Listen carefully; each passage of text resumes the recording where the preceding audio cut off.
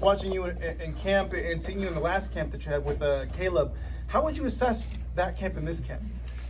I mean, the way I assessed the other camp, it was a great camp, probably the best camp I've had for my career in that time. But since, I had a tough fight with Caleb Plant, I kind of had to find, I found a lot of stuff in myself that I'm really good at in the ring. I'm good at, cutting the ring down. So I'm kind of just worked more on those strengths for this fight because it's basically the same type of fighter.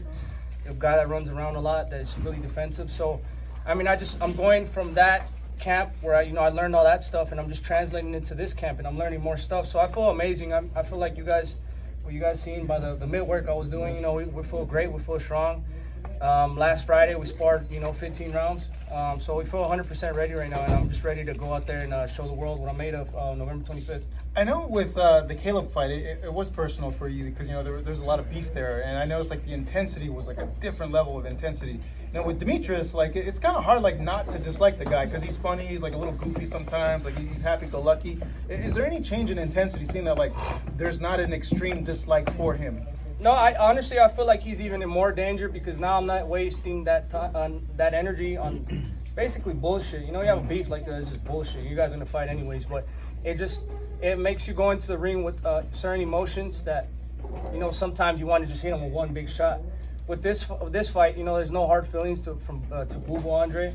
I know he's a great fighter, but I feel like once I'm not in that cloud of hate in my head, I could really go to work and work on combinations and do, at the end of the day, just have fun. Let my combinations go freely and, just be who I am. You know what I mean? I think the last fight, I kind of got caught into that mode where I'm just trying to take his head off the first couple rounds, but then when it got to the 6th round, I'm letting my hands go. It was a completely different fight. So now that I know, how to handle that, and this fight is going, it's completely different, but it's still the same amount of intensity. Honestly, I'm working extremely hard, because I was really disappointed that I didn't get the knockout or the stoppage my last fight. So we're going to try extremely hard to get it this time. Do you think, given his style, that you will be able to, and you kind of alluded to it, I don't know if you feel that the moment he feels your combinations or your pressure that he's going to turn to, what he usually was early in his career, use his legs and box and move, but do you feel you can? Oh yeah, definitely. It's never been a problem for me. I mean, I'm not new to this. I've been boxing 23 years. I've sparred the best of the best. I've been fighting, really good fighters lately. Obviously, he's another step up in class because he's really good. But this is what I want. I don't run from I don't run from a challenge. I bring it in, and I'm very excited to accept to fight and to get this challenge and prove everybody wrong. Because everybody likes to talk shit about me, saying I'm not this, I'm not that. But after I beat the fuck of whoever I have in front of me in the ring, they have nothing else to say to me. So I'm gonna just keep shutting everybody's mouth up. Have you visualized how the fight's gonna look in your mind, and how does it look? Yeah, if you're a top-notch fighter, world-class fighter, that's the number one key is visualization. Especially for me when I go on my long runs, I like to dissect everything in my head and really go from round to round what I'm gonna do. I mean, that's a good tip for young fighters coming up too. That's a really big part of it, visualization, because if you could get it done in your head, once it gets to the fight, it's just automatic, so you just got to put the pieces in your head, put the game plan in, and then when you get in the ring, just, follow the game plan. So how does it look?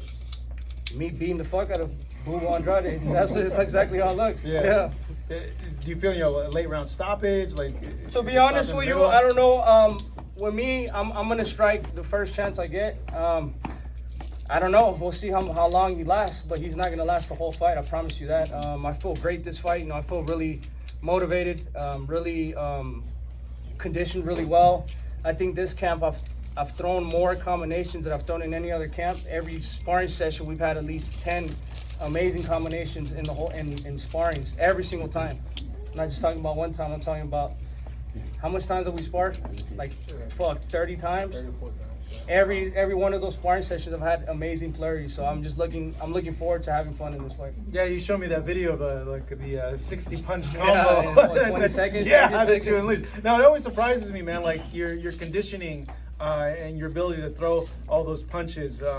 But when you look at Boo Boo, is there anything that he brings to the table that you're kind of curious about? You're kind of thinking I wonder how that is going to play with my style.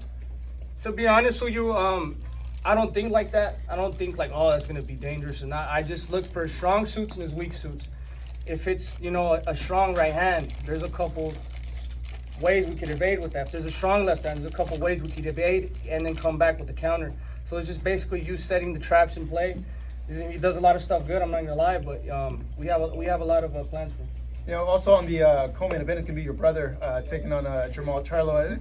Given their press conference, man, like people are hyped for not only your fight, but I feel like because it's so recent, it just happened, people are hyped for your brother's fight as well. Overall, what'd you make of the press conference that your brother had a few days ago with him virtually with Jamal Charlo, and your thoughts on the fight? To be honest with you, I feel like Charlo's scared. He knows he's gonna get knocked out. You know, that's why he's just saying dumbass shit, but you know, whatever, it's gonna be a good fight. Honestly, I'm a little bit jealous, and my brother gets to knock him out before me. You know what I mean? So we'll get to him soon. But you know, it's gonna be a great night of boxing, man. November 25th, last pay-per-view is definitely gonna be a night to remember, and I'm just looking forward to you know, going out and putting on a great performance for my family, my son. You know, he always watches me, and you know, the crowd, my boxing family. You know, I really do have a lot to show to the boxing world, so I can't wait to show it. Yeah, I'd put out fan questions for people to ask you, but one of them was like, do you wish like you and your brother could fight both of the brothers like on the same night? Like, what a card that would be. That would be amazing. That'd be definitely a dream come true. But we're getting there. You know what I mean? The thing about this is that I want a lot of fighters to understand is if you want to be in a certain place, it's not going to happen overnight. It takes patience. I mean, just look at me. I've been boxing since I was 3 years old. You know, it's barely my second pay-per-view fight. I've been professional 10 years. So he's patient. You got to stay patient. And the big fights will be made eventually.